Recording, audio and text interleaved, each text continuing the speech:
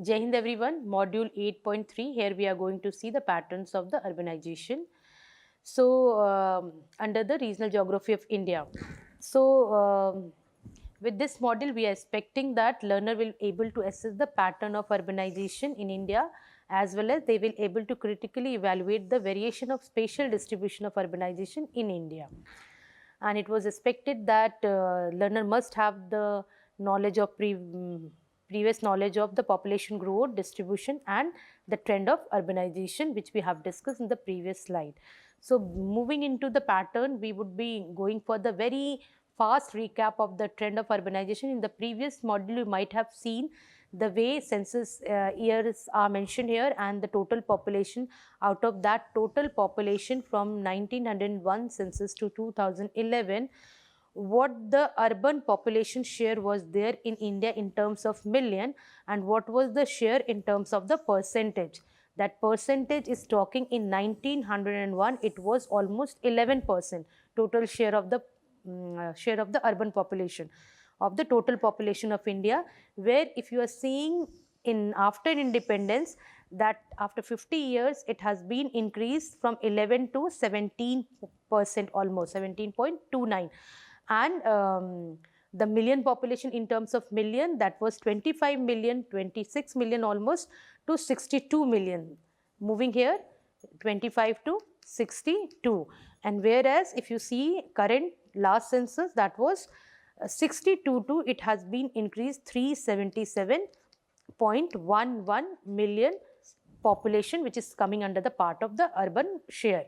And in terms of the percentage, the currently we are having 31.16% urban population in India's total population as per 2011 census.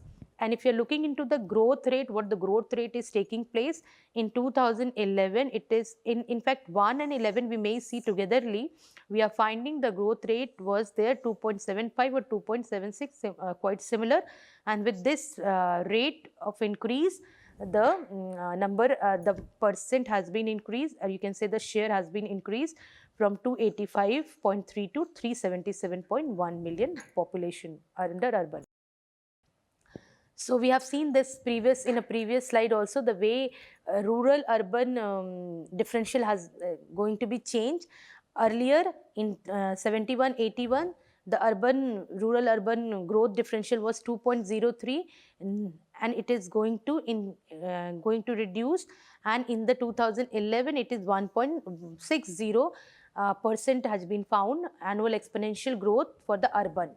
Now, moving here, just recapping what was the city size was there. As per the size of the cities, it was classified into 6 groups. That was class 1 city, which is having more than 1 lakh population. Then moving onwards, we may see that 2, that was 50,000 to 1 lakh. Then third one was there 20,000 to 50,000. When you're moving to the fourth one, that 10,000 to 20,000. Then coming more in terms of the class higher number, but population will be lesser. Inversely, it is there when number class 5 is there, then 5,000 to 10,000, and we are talking about the class 6 town, that it is coming under the less than 5,000 population. So, in that also, we have seen that in 1901, if you are seeing the total town, it was almost 1791 total towns were there with urban agglomeration, and in 2011 it is now almost 8,7935. I'm just making the whole number to keep in your mind. So, percentage of town in differential class is there. If you are taking as a 100% share for the all, including all the class towns, we may see here that in 1901, what was in previous, we may see that 1791 total towns were there, and in that total towns, if we are going to give the share of for the each one, then we are finding the maximum one is coming under the fifth one class town, which is having the population more than 5,000 to 10,000 only. So, their share is comparatively very high, we may see here.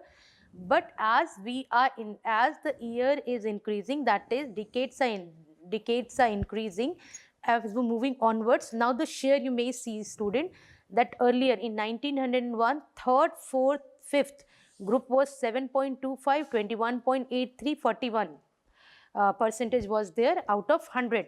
But as we are moving downwards, we may see the growth of third, the growth of second, that was the 50,000 to 1 lakh, and it was there more than 1 lakh population. So we may see that more than 1 lakh population has been increased. Then we may see 50,000 to 1 lakh population has been increased quite in a good ratio. And this 3 and 4 is almost covering that more than 50% of the share of the total urban population. So this trend, the way it is increasing, this trend is also needed to identify for the execution of the planning process, so that once it is reaching to the class 2 or class 1 cities, their basic issues or infrastructural issues should be catered at a proper time. So moving onwards, a percentage of town population is there, town population, that is class wise it's here. Then it is talking about in 1901, what was the share, it is there, that out of 100 here, 1, if you are talking about in terms of absolute number, what the total population was there, the maximum is holding by the 1, because it is itself saying about the total number of the population. So currently it is 77, what the total share of the urban population is there. This first class cities is engaging 70. That gap is there. If it is increasing 77 population, it is 77% of the population is residing in the class 1 cities itself. It is showing you the pressure which is happening on that particular places or cities. So as we have seen that class 1 cities has been increased, so the growth of metropolitan cities in 1901 to 11, if we are going to see, in 1901 it was 1, moving onwards till the independence, after independence it was 5, but after independence if we see the growth of the trend, it is showing here the growth 7, 9, 12, 23, 35. In 1991 we were having the 23 metropolitan cities, and after 10 years it is 35, and within the 50 years now it is 52, more than 10 times of the metropolitan cities as it was there in 1951. So these are the example of the metro cities which is placed here. Share of metro cities population in country's urban population, if you are talking about what the number of population are residing in the metro cities. So we may see that in 1901 with 5.88% of the total population is there urban, where in this metro cities is covering almost 42.31% of the total urban population as per census 2011. It means metropolitan city is becoming a very big pulling hub, or we can say that growth centers are becoming a pole where it is absorbing, or we can say that catching all the resources, and in terms of the material, in terms of the human also. So it is its growth is taking place in a very exponential manner in compared to their near about areas. So that is the reason why it is happening. More and more challenges are occurring in that area in comparison to the smaller and the middle-sized towns, other classes. Now, if we are going to see the share of the country's urban population, and once class 1 cities are there, so we can see that the class 1 cities, in a previously also we have seen about the metropolitan city. So it is 70% of the total share of the urban population are living in the class 1 cities, if we go through the hierarchical order then. Now coming on the very specifically the distribution pattern, that is the pattern of the urbanization, we may see if you want to go to in detailed manner, so we can compare from 1991 to 2001 to 1951, then we can compare it 1951 to 2011, or we can go for the change in decadal change of the spatial pattern of the urban growth. So there are so many ways to look into this pattern of the urbanization. Here I have taken one example where we would be discussing here urbanization as per 2011 census. So the distribution pattern is given here. We may see here that is ranging from less than 20% to more than 60% population residing in which state. So what the intensity of the color is showing, the darker shade, we may see that either it is belonging Delhi one, that is more than 60% is residing there in urban population.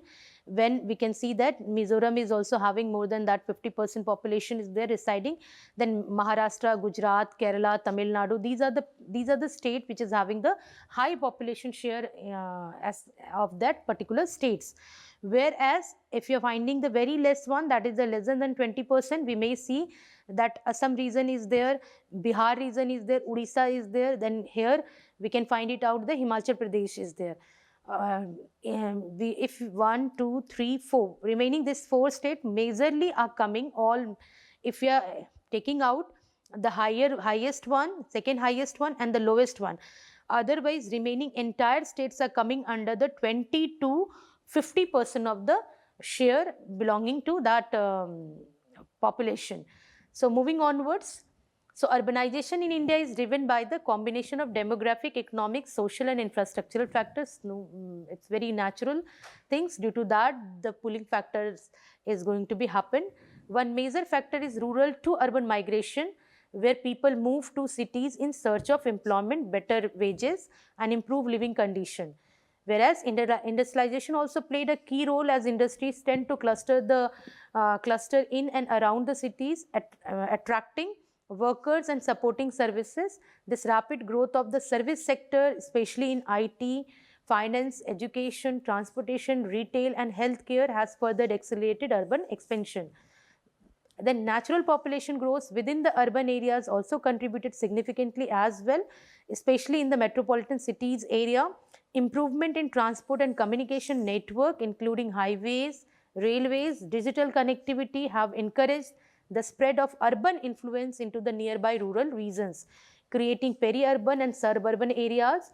Social factors like, very important, that is education, healthcare, lifestyle opportunities, modern amenities also encourage people to relocate them from rural areas to urban area. Additionally, government policies, urban planning initiatives, establishment of the special economic zones, industrial corridors and smart cities have supported the pace of urbanization, and togetherly these factors have shaped the spatial and demographic growth of the urban centers or urban across the India.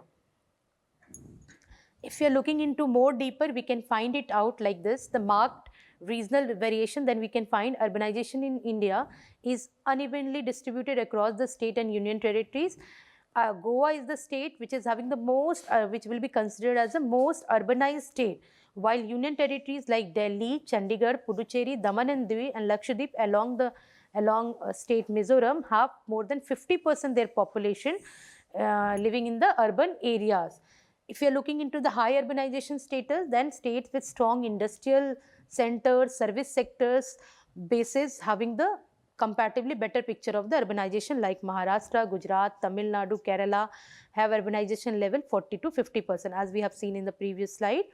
Low level of urbanization in some states like Himachal Pradesh, Assam, Bihar, Odisha remain the least urbanized, where it was less than 20%, and if you go through the state-wise data, it might be less than 15% population residing in urban areas.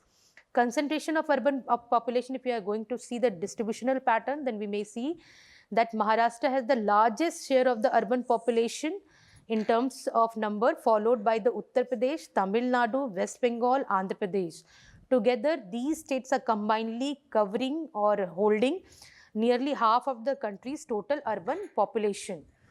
Where if we are moving onwards, moderately urbanized contributors are there, the states like Madhya Pradesh, Gujarat, Karnataka, Delhi, Kerala, Rajasthan, individually contributing 4 to 7% of the total population share. Collectively, they are accounting 31%. If you are taking as a single form, that what share is there, what share is there by the state wise, then it will be ranging 4 to 7%. And if you are adding it all the state, we are finding they are moderately, they are giving, they are sharing more than 30% of the urban population. Minimal growth population share is there with the from the some state like Sikkim, Arunachal Pradesh, Nagaland, Mizoram, Tripura, Himachal Pradesh, Goa, Manipur, Meghalaya contribute less than 1.5% of the total urban population in India, because they are sure the number of the population itself is a lesser in that area. Variation in population density, if we are looking in terms of the density, population density show wide variation from extremely high in Delhi region, that is almost 11,000 person per square kilometer, where if you are seeing looking into the Sikkim region, where the population density itself is a low, and if we are talking about the population density in terms of the urban, that is 22% per square kilometer as compared to the national average here for urban population, that is 115% per square kilometer. And now concluding remarks, we can go ahead with this. India's pattern of urbanization reflect a long historical process beginning with the Indus Valley civilization. We are talking about the urbanization, followed by slow and uneven growth shaped by epidemics, economic depression, planned development, decentralized effort, and recent metropolitan expansion. So what is happening up and downs with the help with that sequence? The nature of urbanization has largely been rural based, with illiterate and semi-skilled migrant moving to cities in search of livelihood, resulting in the slum formation. Informal settlement is occurring in that areas. Urban growth remain concentrated in a few dominant metropolitan cities such as Delhi, Mumbai, Kolkata and Chennai, creating a polymetropolitan structure. While large cities continue to grow more rapidly, many smaller towns remain stagnant sometimes, highlighting the significant imbalance in the hierarchy of the settlement. What we have seen the urban sizes, the urban system is poorly integrated both functionally and spatially, leading to weak urban-rural linkages, and regional disparities is going to occur due to that. Much of India's urban population is service sector oriented rather than industrially driven area. Although recent policies aim to strengthen the regional industrial bases, overall western and southern India are more urbanized in compared to the other areas, and due to the better resource endowment, industrial development, historical advantages compared to the relatively slower urbanization northern and eastern region of India. So with these concluding remarks, the pattern of urbanization we have seen, what is the spatial distribution, you may go deeper and deeper with the help of, you can compare the decadal changes of the pattern, you can compare a very large span of the time, and with the help of that you can see that what kind of pattern has been developed, and whatever the states are having, the growth is comparatively higher as compared to the other one. So that identification will be done by you if you are interested in that. So itself is a number of research area is there which is holding it as a district level wise. You are going to explore, you can get more better picture of if you are taking any regional space. So with these the pattern of urbanization has been completed today. So thank you very much.